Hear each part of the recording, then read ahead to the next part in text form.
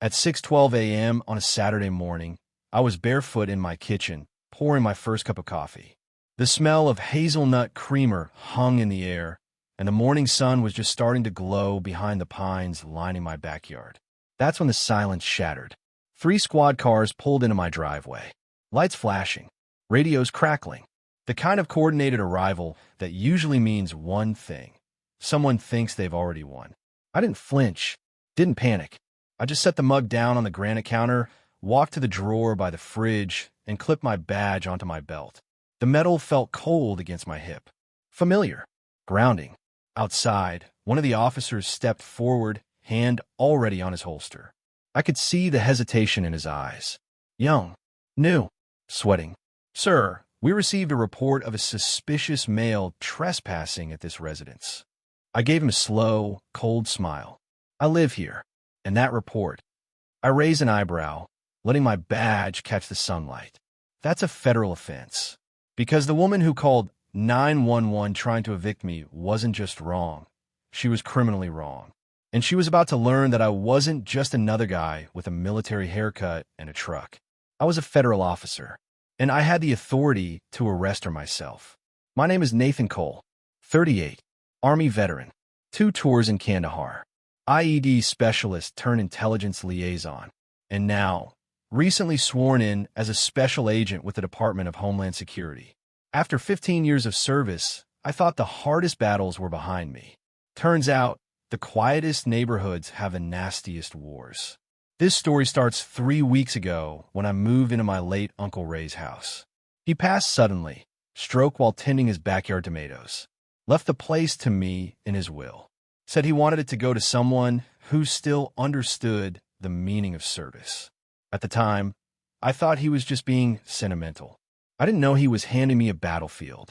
Pineview Reserve was the kind of place that made real estate brochures weep with joy. Brick facades, designer mailboxes, perfectly symmetrical cul-de-sacs, and an HOA so strict they once fined a resident for planting marigolds that clashed with seasonal decor. Seriously, marigolds. I arrived with nothing but 2 duffel bags, my government vehicle, and a battered footlocker full of journals and keepsakes from Uncle Ray. He was a Navy vet, old school, kept everything analog, ledgers, paper maps, hand-drawn schematics. More on that later. The first person to greet me wasn't a neighbor. It was her, Karen Templeton, HOA president, power broker, queen of pine-scented paranoia. Imagine if Nancy Pelosi and a border collie had a baby and then fed that baby nothing but HOA bylaws and passive-aggressive lawn signs. She marched over as I was unloading my trunk, heels clicking like gunfire on pavement. Didn't say hello.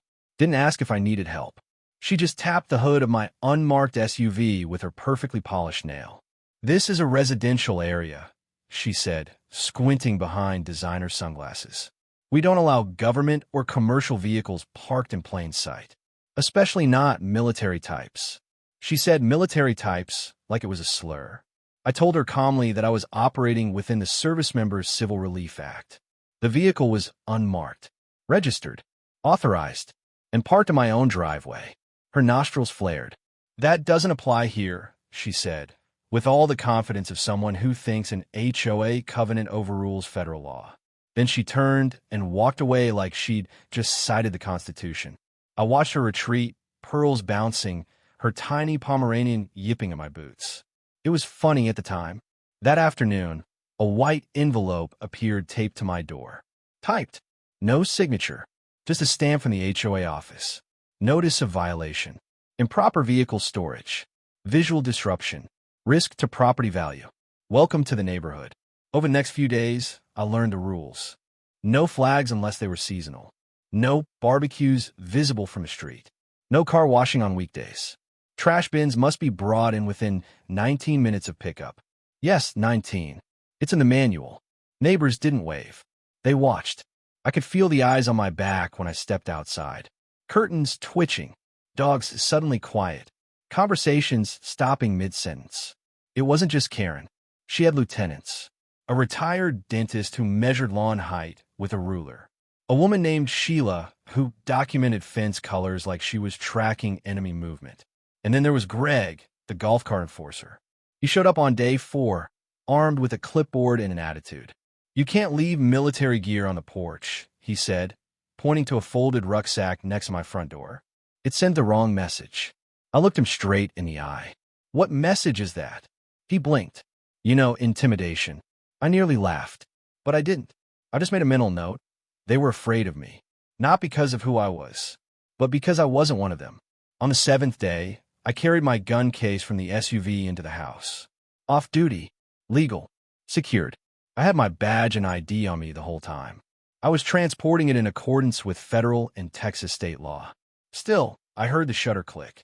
Karen crouched behind her azaleas, phone in hand. By the time I sat down for dinner, her post was already circulating on the Pineview app. New tenant seen displaying military-grade weapons. Community safety in question. Awaiting police guidance. The post had 38 comments before it was even 2 hours old. Half were concerned. The other half, parroting her language. Fear, suspicion, suburban hysteria.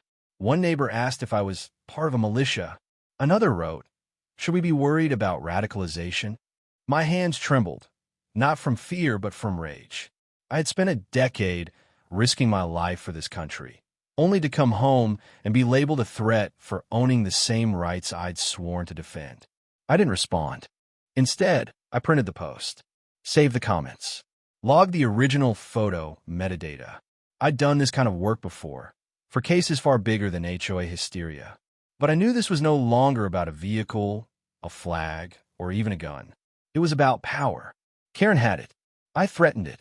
So she did the only thing someone like her knows how to do. She picked up the phone and called 911. They say the pen is mightier than the sword. But Karen Templeton didn't realize I carried both. One on my hip, the other ready to sign an arrest warrant. Because now, this wasn't just personal. It was federal, and I was done playing neighbor. The officers left 20 minutes after they arrived. I showed them my badge, my license, and my deed. They apologized twice and left with that awkward look that says, "We know we got played, but we had to show up anyway." Karen watched it all from her porch, hidden behind a hanging basket of purple petunias. She didn't smile. She didn't need to, because in her mind, she'd already won. And in a way, she had. Not in court, not in truth, but in public opinion. The moment those cruisers pulled away, my phone buzzed.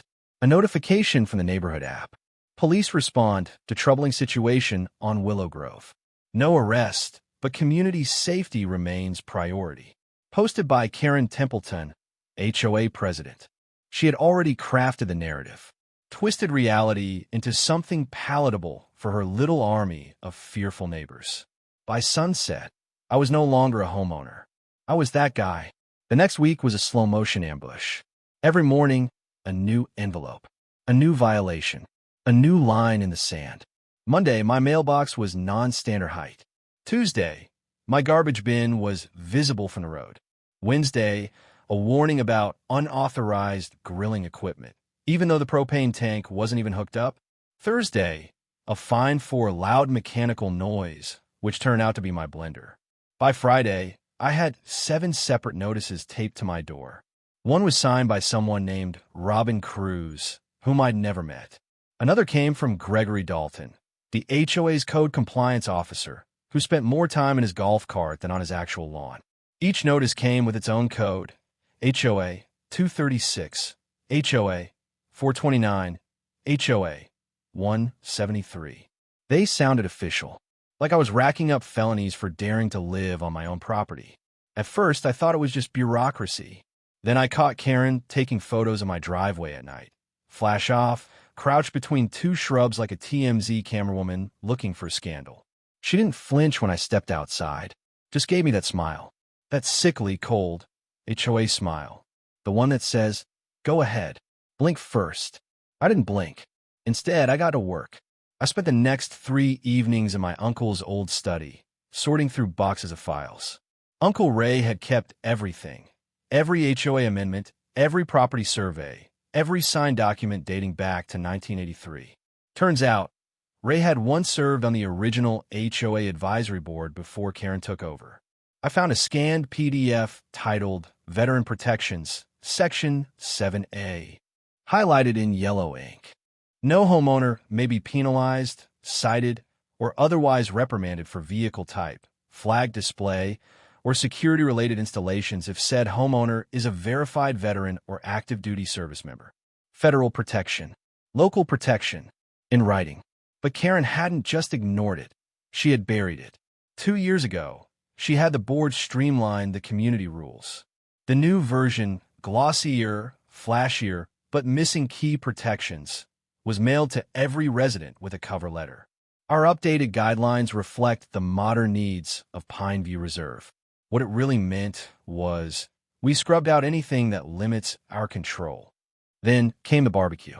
It was just a few burgers with 2 old Army buddies, Marcus and JT, both of whom lived 1 county over and dropped by with beer and camp shares. We grilled on the patio, laughed about deployments, told the kind of jokes only people who've seen bad things can tell without flinching. It was over by 8:30. But at 9:07 p.m., my phone rang. Unknown number. Local area code. I answered. Is this Nathan Cole? Yes. This is Officer Renee Park from Pine County Sheriff's Department. We received a call from a resident in your neighborhood. Something about a potential militia gathering.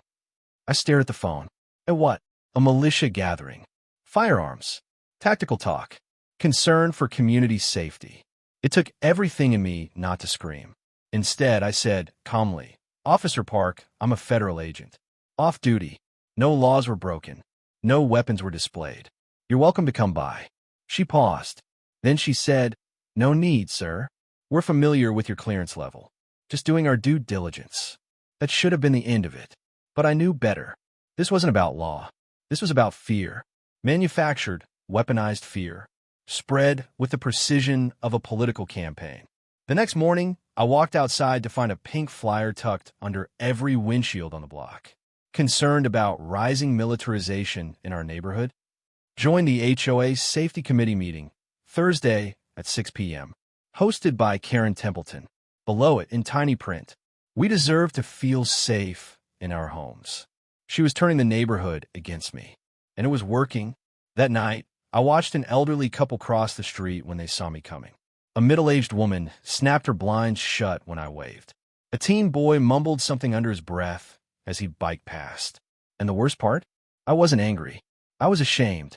I had faced down terrorists, bomb makers, and corrupt warlords. But nothing ever made me feel like an intruder in my own home. Karen had done that with a clipboard and a whisper campaign. But what she didn't realize, what she couldn't have known, was that I'd spent years building cases against people just like her. People who abused systems. People who twisted laws to intimidate and control. People who thought the badge was a toy until it was turned around on them. I started documenting everything. Every flyer. Every violation code. Every social media post. I installed a new set of cameras. Covert, high-res, night vision, tied directly to cloud storage and backed up across 2 encrypted servers. I pulled local zoning maps, HOA meeting minutes, and property deed filings. I created a case file, one she would never see coming. Because she wanted a fight? Now, she had won. Every operation has a pivot point, a moment when the mission changes from survival to strategy. For me, that moment came on a Wednesday morning just after 3 a.m. when a motion sensor on my side gate tripped. The camera pinged me. Infrared feed. There she was, Karen's little enforcer, Greg Dalton, creeping into my backyard with a flashlight and clipboard.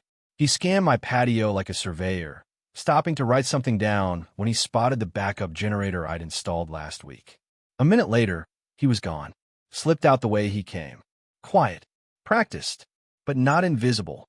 I clipped the footage, watermarked it, and sent it to my encrypted archive.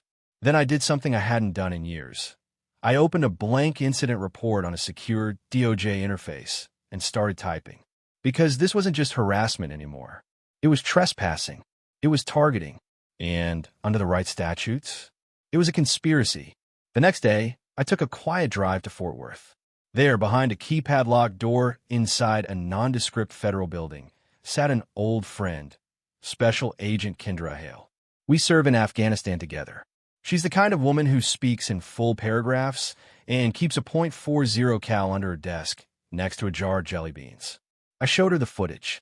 Then I told her everything.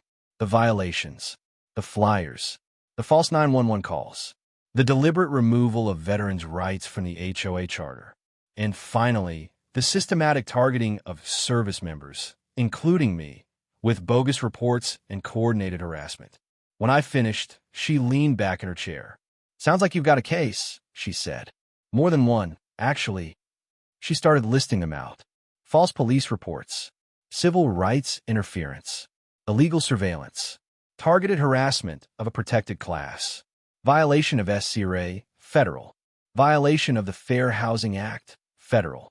And if we prove she coordinated this with Greg and others, conspiracy. Then she said 6 words that changed everything. "Want to go after her officially?"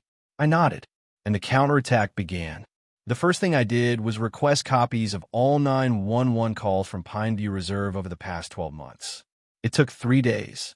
Turns out, Karen had called 911 over 47 times in the past year. Most were minor, strange vehicles, suspicious walkers, unlicensed landscaping. But a third of those calls were about veterans. The pattern was clear. Military ID tags visible, 911 call. Dog tags on a rearview mirror, 911 call. Patriotic decals on a bumper. You guessed it, 911. Each time, she used similar language. Looks dangerous, possibly unstable, trained to kill. It wasn't just profiling. It was a campaign. And it was time someone put it under a microscope. I turned to my next ally, Maya. She's my younger sister. Brilliant, fierce, and a civil rights attorney who built her career taking down small-town corruption. When I sent her the initial evidence packet, she called me 5 minutes later. "You're sitting on a gold mine," she said. "This isn't just an HOA feud. It's a discrimination case waiting to explode." She joined the mission immediately, filing 2 FOIA requests and drafting a cease and desist against the HOA board. Meanwhile, I visited every veteran I could find in the neighborhood. There were more than I expected. Some retired, some disabled, some just trying to live quietly. And all of them had the same stories. Petty violations, HOA fines, concerned neighbor wellness checks. One man, a 73-year-old Vietnam vet named Mr. Hughes, told me they once fined him for displaying a folded flag in his front window. Another, Sergeant Lucy Tran, said she was forced to repaint her home after Karen claimed her olive drab shutters were triggering. They were building a paper cage around anyone who didn't fit their vision of the perfect, passive suburban citizen. And that cage was about to fall apart. Then, Karen overplayed her hand. Again, late one night, I caught her on camera delivering a manila envelope to Greg's front door. She looked over her shoulder twice. No lights, no words. Just a silent drop-off. I retrieved the footage, enhanced it, and isolated her face. Clear as day. Later that week, Greg issued me a new violation for aggressive lighting. Apparently, my porch motion lights were too sensitive and frightening neighbors. That's when I printed out the HOA charter. And this time, I brought it with me to the monthly board meeting.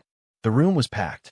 Half the neighborhood had shown up, not to support me, but to spectate. Karen sat at the head of the long folding table like she was chairing the UN. Greg flanked her, clipboard ready. I waited until public comment opened. Then I stepped forward. "My name is Nathan Cole," I said. "Homeowner, veteran, and current federal agent." Murmurs. A few people sat up straighter. "I've come to read a few sections from your own HOA charter, specifically the ones that protect veterans from discrimination, unlawful citations, and targeted enforcement." I read them aloud, word for word.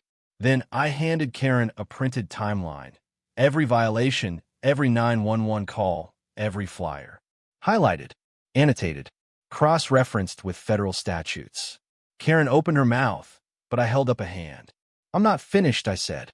Then I played the clip of Greg sneaking into my yard. And then, Karen delivering the envelope. The room went dead silent. "I have shared this footage with the DOJ," I said calmly. "What happens next is up to you." Karen turned red, then white, then red again. Greg stood up and left the room without a word. A woman in the second row whispered, "Oh my God." And for the first time since I moved in, the neighborhood was listening. 2 days after the HOA meeting, my motion sensors lit up again. 1:12 a.m. Karen was back, but this time, she wasn't alone. Through the night vision feed, I saw two people, Karen and Greg, creeping down the side of my house. Karen carried a notepad. Greg had a flashlight. He was pointing it at my electrical box. She was writing something down. At one point, she even pulled out a tape measure and began stretching it along the property line. They didn't knock, didn't ask, didn't announce themselves. They trespassed. Again. But this time, they weren't documenting violations. They were trying to find something they could report as dangerous. As soon as they walked away, I uploaded the footage to the shared drive Maya, and I had set up. She texted one word back. Enough. I agreed. The next morning, I made 3 calls. The first was to Kendra, my contact at DHS. The second was to Maya, who filed a formal cease and desist for stalking, trespassing, and harassment on behalf of not just me, but 4 other veterans in the neighborhood who had since joined our case. And the third? That one was to the Pine County Sheriff's Office. Not as a concerned citizen, but as a federal agent. The sheriff himself, Wayne Hallbrook, agreed to meet me in person. We sat on a shaded bench outside the courthouse while I laid out the case. Videos, timelines, HOA manipulation, 911 abuse. To his credit, he didn't try to minimize it. I've seen HOA types throw their weight around before, he said, adjusting his hat. But this is organized. Then I showed him the call logs, Karen's 4-7 emergency calls over the past year, 18 of them directly targeting veterans. When I told him about the latest incident, he frowned. She came on your property? Uninvited. With Greg. At 1 a.m. He scratched his jaw, then leaned forward. You know what that sounds like? Go on. Criminal trespass. Stalking. Coordinated conspiracy to interfere with civil housing rights. I nodded. Exactly what I'd hoped he'd say. But Karen wasn't done. Not yet. Because when tyrants feel power slipping away, they don't go quietly. They go nuclear. 2 days later, Saturday morning, I hosted a cookout. Just like the one she reported weeks ago. Except this time, it wasn't just me and 2 buddies. It was half the veterans from the surrounding counties. Men and women who had heard about the situation and decided to stand with me. We didn't wear uniforms, didn't wave signs, just ate burgers, shared stories, and tried, if only for one afternoon, to feel normal again. That's when the sirens came. For patrol vehicles, 1 fire truck, and, unbelievably, a hazmat van. I didn't need to ask. I already knew. Karen had told 911 we were hosting a paramilitary chemical training exercise. Hazardous materials, weapons, unlicensed gathering. She claimed she heard chanting, said she saw masked figures with gear bags. All eyes. I stood calmly on the lawn as the officers stepped out. One of them, Officer Daniels, who'd visited before, met my eyes. I'm sorry, Agent Cole. We had to check it out. I showed him the guest list. Then I pulled out the footage, real-time, high-definition video of Karen standing across the street with binoculars, whispering into her phone just 5 minutes before the call. He looked at it, sighed, and turned to his radio. Dispatch, we've got a confirmed false report. I repeat, false emergency call. Stand down on hazmat. I walked over to the command van and asked for a copy of the 911 call. They had it ready. Karen's voice, trembling with fake urgency. I'm afraid for my life. There's a gathering. I think they're paramilitary. There might be weapons, chemical ones. I played it for the veterans standing nearby. You could feel the air shift. One of them, Sergeant Lucy Tran, shook her head and said, she's not just harassing you. She's trying to paint all of us as terrorists. That's when I made the call. Karen Templeton had just committed a federal felony. False reporting to emergency services. Abuse of 911. Targeting a protected class. And now, we had it all on record. The following Monday, a federal marshal arrived at her door. Karen answered in her usual outfit, cardigan, pearls, and faux shock. I was parked just down the street, watching through my dash cam. He handed her a sealed envelope. She opened it. Inside, a formal summons. Court date. Potential charges. Karen's jaw dropped. She stammered. Tried to argue. He said nothing. Just nodded, turned, and left. Within hours, she was on the HOA app again. I'm being unfairly targeted for trying to protect our neighborhood. This is political retaliation. But something had shifted. The comments weren't backing her. Instead, they read, "Wait, you called hazmat on a barbecue? How did you know it was chemical training? Why are you always calling 911? By sundown, Greg Dalton had posted a formal resignation from the HOA board. No apology, just the words, "I was following instructions. I'm stepping down immediately." Karen was alone, cornered, desperate. But the law didn't care how powerful she once felt, because she made the fatal mistake every tyrant makes. She assumed no one could touch her, and now she was about to find out just how wrong she was. Change doesn't come all at once. It starts with a crack, a pause, a glance that lingers a second too long. And in Pineview Reserve, it started on trash day. I was dragging my bin to the curb when I saw her, Mrs. Delaney, 2 houses down, standing in her doorway like she always did. For weeks, she'd avoided eye contact, shut her blinds when I walked past, never waved. But this time, she stepped outside, took a breath, and said, "I saw what Karen did. The hazmat thing. That wasn't right." I stopped in my tracks. "No," I said quietly. "It wasn't." She nodded. "My husband served in Desert Storm. You remind me of him." That's all she said. But it was enough. Because once one person speaks up, others follow. The next week, the Neighborhood app exploded. A new thread appeared. "Is it time for new leadership?"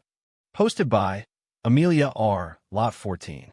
Amelia had always been one of Karen's quiet supporters. Never confrontational, always cordial. But now, she was calling for a vote to recall Karen as HOA president. Her post wasn't dramatic, just honest. We all want to feel safe, but not at the cost of targeting our own neighbors.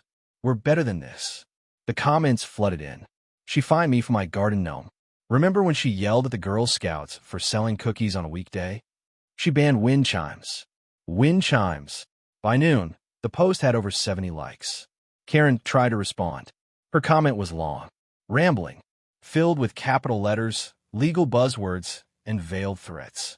The HOA is a legal body recognized by the state. I will not be bullied or intimidated by people who do not understand the rules. But the tide had turned. The next reply shut it all down. "We understand the rules, Karen.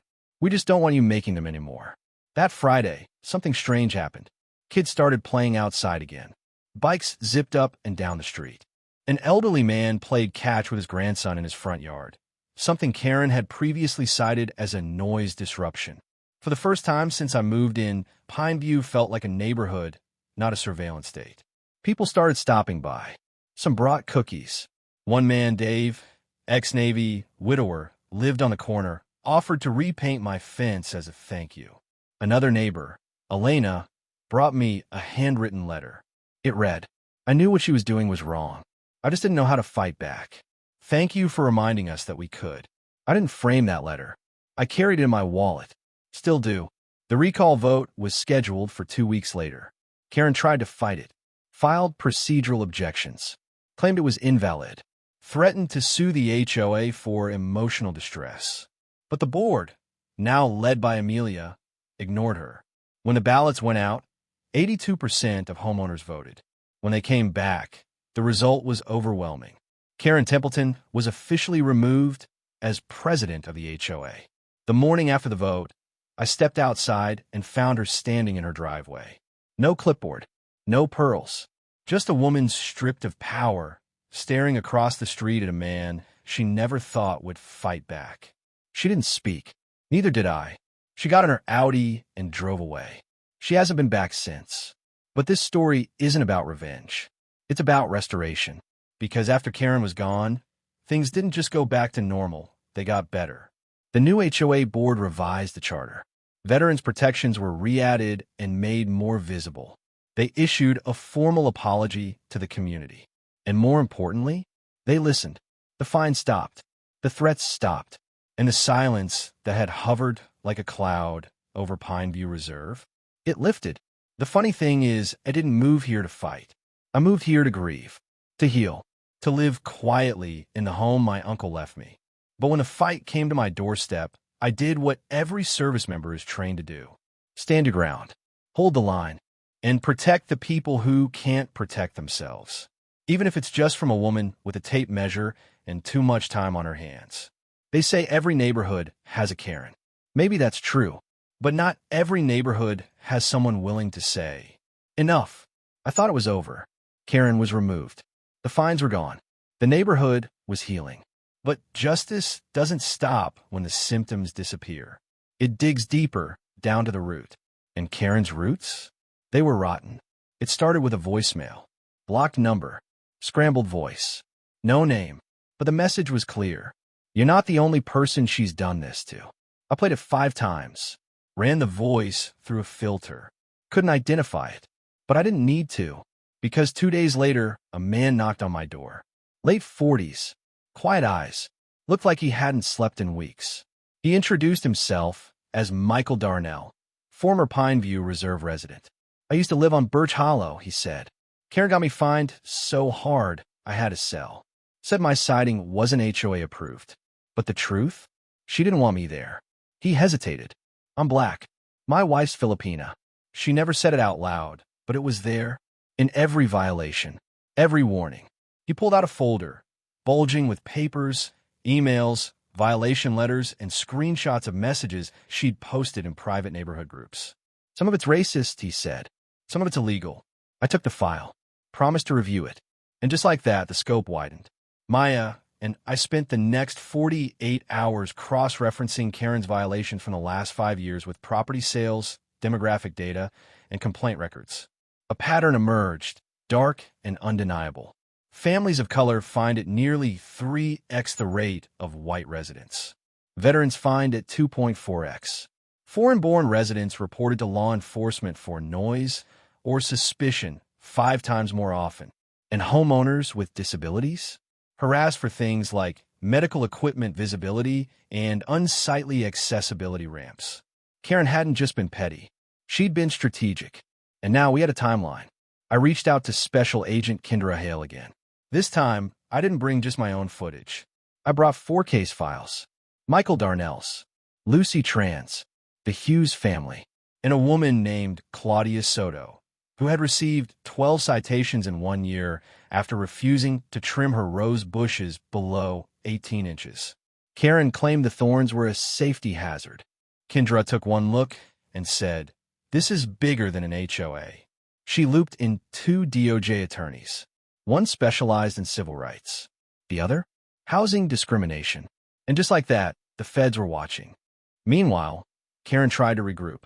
Word was she had lawyered up, sent letters to the HOA demanding reinstatement, claimed she'd been ousted in a witch hunt. But the board didn't budge. They issued a public statement. No one is above the rules. Not even the person who used to write them. It made the local news. Then regional. Then national. The headline on Channel 12 read, HOA president ousted after targeting veterans, minorities, federal investigation underway.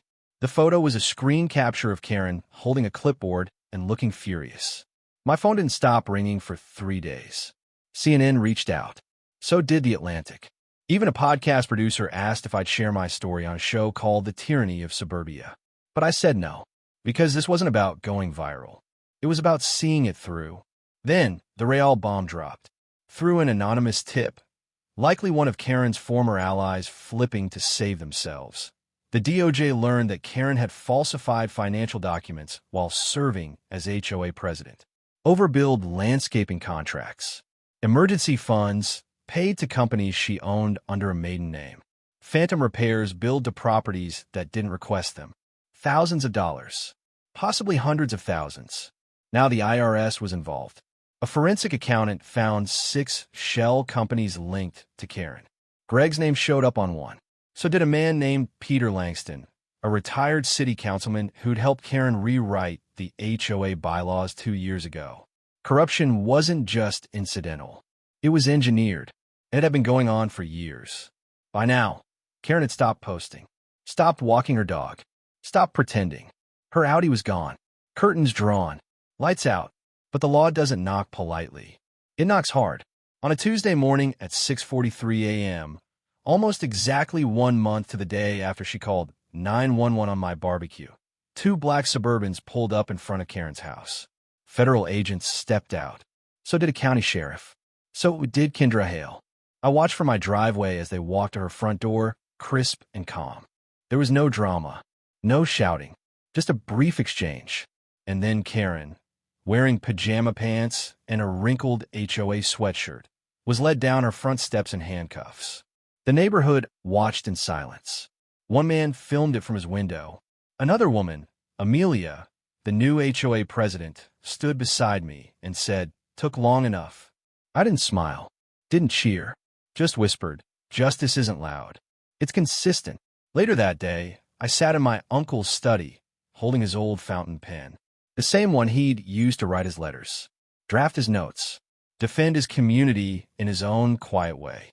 I thought about how proud he'd be, and how this fight wasn't just mine anymore, because now the system was awake, the community was aware, and the people who once lived in fear were finally free to breathe again. Justice is never fast, and it's never perfect, but sometimes it arrives quietly, without celebration, like dawn sliding over the horizon after a long, sleepless night. That's how it felt the day after Karen was taken away.